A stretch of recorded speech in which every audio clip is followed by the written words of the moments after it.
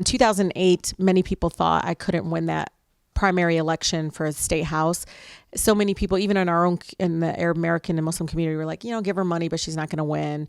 Or people just thought with a name like mine, which is Rashida Tlaib, there's no way she could win. And it was because I outworked people on the field. And I'm mostly known for knocking thousands and thousands of doors. I feel like as soon as I meet people, even though they still can't pronounce my name, I'm called Rosita or Sharita as my favorite. And people just remember, oh yeah, she came to my house. She cares. These are some of the issues. And that direct human contact is something that I think Democrats are not doing enough of. We're here with potential future Congresswoman Rashida Tlaib, also joined by Intercept editor and reporter Mariam Saleh. I'm Ryan Grimm, as you guys know.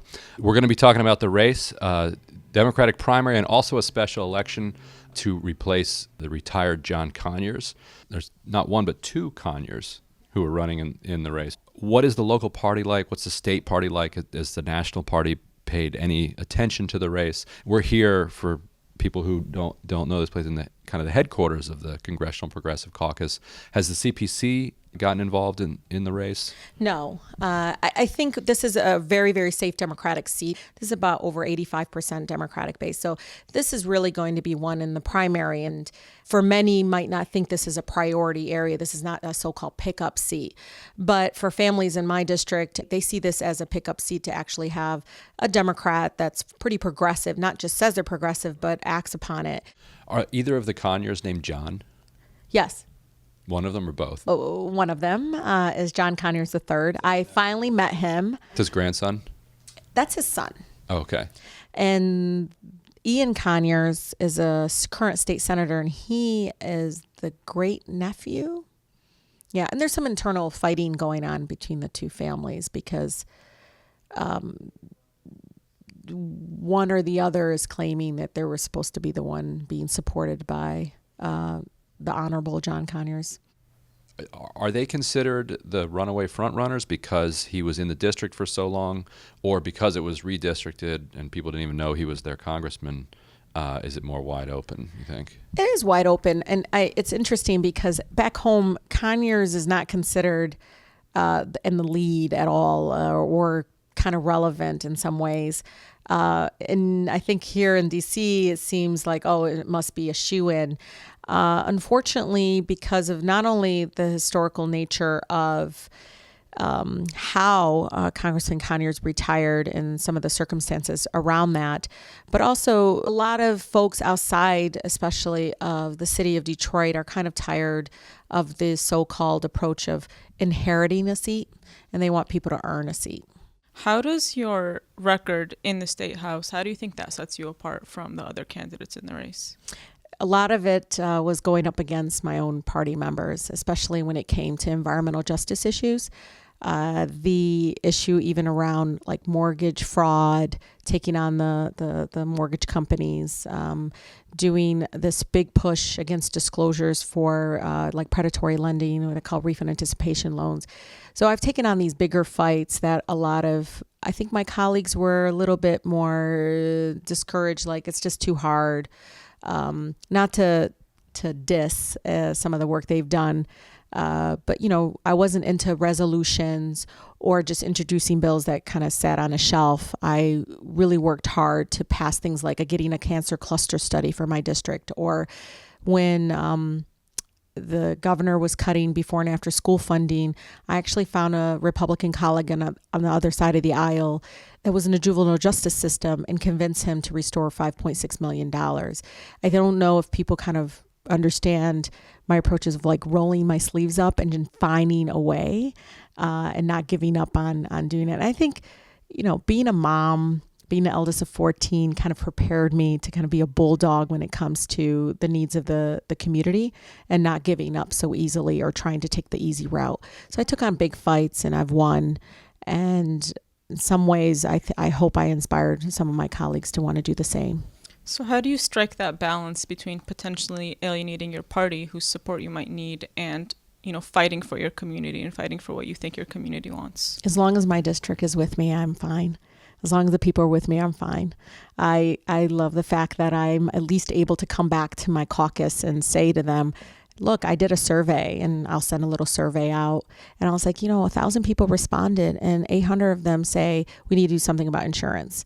And so just like you would as a community organizer now, I mean, and the things that I do around water shutoffs and things, I take some of those things I learned about organizing in the neighborhoods.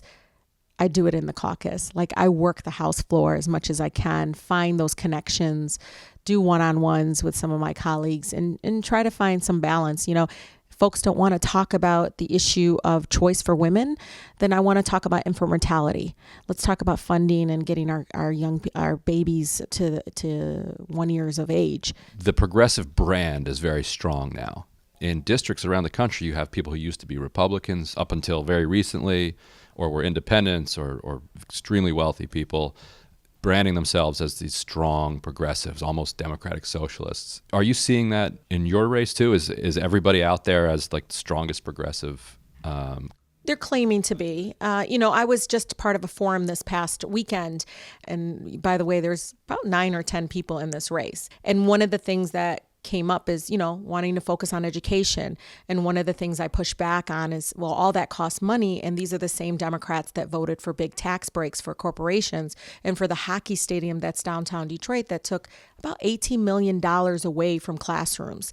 And I was one of the very few Detroit Democrats that didn't vote for it and voted against it, and actually got up on the House floor and got hissed at by my own colleagues for voting against it and for speaking out against it. And this was just before Detroit filed bankruptcy. This is one of the issues that keeps coming up in the 13th congressional district, moving so much of our public money for-profit development. So you would be the first Muslim woman elected to Congress if you win. How has that played in the race? And do you kind of use that as a card, like let's break this, or does it not really come up in conversations? Yeah, I think making history together has been inspiring, especially for women, no matter their background.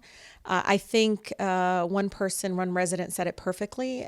She said, if there's anything I can do to really kind of smack Trump upside the head, it's to send you as my member of Congress, not only as a woman, very vocal, but also as an Arab American, as a Muslima. People see this as for something, right? For diversity, for welcoming, but also it's been kind of inspiring to hear from American Muslims around the country that, it's a huge pressure on me, but, getting elected means he's wrong. That getting elected means they're welcome here. You belong to communities, the Arab American community and the Muslim American community, that until a few years ago were not very politically awakened, and that's kind of been changing over the last couple of years. But what have those conversations been like, and what are you specifically hearing from, the Muslim American community on getting involved in politics? That silence is not an option. I think they realize that now. I also, I was at a mosque in Flint, Michigan, and I remember a young sister, Muslima, was asking, Rashida, I just don't understand why nobody else is speaking up on our behalf. And I looked at her and I said, but what did our community, the American Muslim community, say when he said Mexicans are rapists? When we don't stand up for the other communities that are under attack, no matter their background, sexual orientation, whatever it is, it's about those core values that we have to stand up for. And I think it's now that is the awakening that I am really pushing for, not necessarily just voting or raising money for real progressive candidates, but also understanding the civil rights movement, the kind of human rights movement that you see in our country right now is about all of us. And we shouldn't, when we see African-American brother getting directly impacted, we should be standing up for him as much as we expect others to stand up for us. Do you hear much from Muslims outside the community who say something like, I hope you win, I'm going to support you, but man, you're a lot more progressive than I am. Absolutely. Especially on the LGBTQ issue. I don't hear it from American Muslim women as much as I hear from some of the, Congressman Keith Ellison, who's the chair of the Progressive Caucus. he had a similar encounter. And I said, what do you say when people say that, fellow Muslims? And he told me, I talk about the slippery slope. And I said, you're absolutely right. If I'm denying rights to my LGBTQ neighbor, then when does it stop? When does it not impact me when somebody's going to take my right to choose, or my right to wear the hijab, or my right to practice my faith? What'd you make of the special election in Western Pennsylvania? Oh, yeah, that's exciting. Did you see that coming? No, I see a wave coming. I am one of those people that I don't want to just assume it's a wave. I think that candidate worked extremely hard. I think we have to continue working extremely hard. I don't want to take it for granted. I think that we have a moment in history right now that people want to do something about what's happening in our country. And I just hope people are, hooking into them. I know people are really outcome driven right now. They want better outcomes. And I think that's inspiring. And I hope candidates are out there understanding, to really reach out and get more people out to vote. How expensive is it to run in Detroit? So you have to buy the entire media market, is that right? Or no, we're actually not going to do, so the most important thing I'm focusing on, and the way I outwork a lot of these name recognized kind of candidates, and especially in a very contested Democratic primary, is field. Over 60% of the money I'm raising is so that my team can door knock over 80,000 doors, that we can reach every voter, every absentee voter, really trying to pull out even others that maybe haven't voted in the last 2 elections, is really reaching out to them. We're also, as we're collecting signatures, we're registering people to vote. Young people who said, oh, I know her, I want to, and they're not registered to vote. So we're also doing that. And that is mostly translating into how many contacts and how much dollars. So we need about $1.6 million for this race. What's your support been like from outside the state? I know you've also had events and so on in other states. So, who are you reaching out to outside of your district and outside of Michigan, and what's the response been? Yeah, so I've been reaching out to people outside of the state, primarily because, it's really hard to raise over $1 million in my district, because these are working families and middle-class families. But we do have amazing turnouts for our small events. I call them backyard fundraisers, but they're fun. And people come in at $10 or $15 per ticket and are super excited to come out and participate. But a lot of the people that I am getting support from are American Muslim women in Ocala. She's incredible. Another sister in Southern California, but also Muslims in New Jersey have reached out. I think as people are hearing about me, more and more American Muslims are really excited and want to contribute. How much have you raised so far?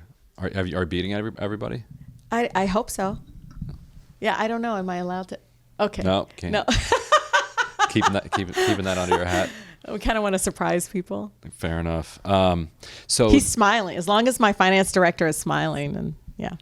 I was in South by Southwest this past weekend and interviewed Beto O'Rourke, who's running against Ted Cruz. Mm-hmm.